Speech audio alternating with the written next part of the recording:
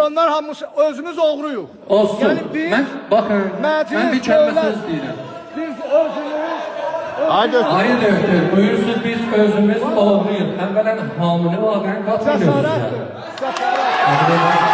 Mənim haram oğrudur. Yox, mənim haram oğrudur. Bir kəlmə görsəkini gəzimdə görürəm, oğruluq. Sakinəm. Özünüzə qatmayın ki, mən sizə cəsarət edirəm. Mən sizin müəllimi nəhcür bəlalıdır.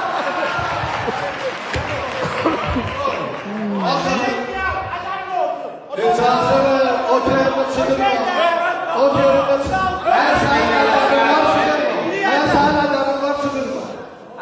Bak bir söz deyirsən, sözün özün o xilaf eləmə ki, məndən istəyirsən. Nəzm ecələsin. Limə təquruna ma la təfəlu. Danışmayı bizə.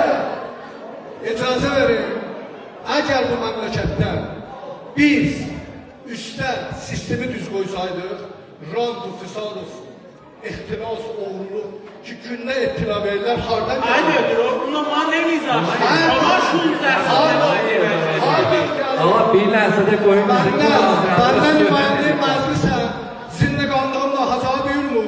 Gəlsinlər sizinlə qandığımı cik böküm çıxasın. Mən cəsarət edəm, siz dediniz Aynen, böyle. sistem, müşkil sistemlerdir. Siz adama məsələmə anla ta sistem düzəlməyə düzəltməsiniz.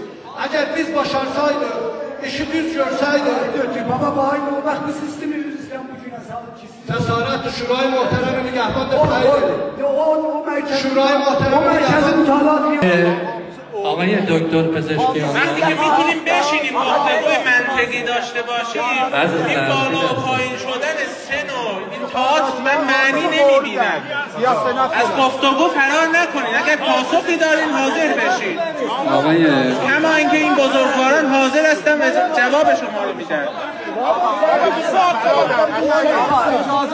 Baba niye demiyorsun?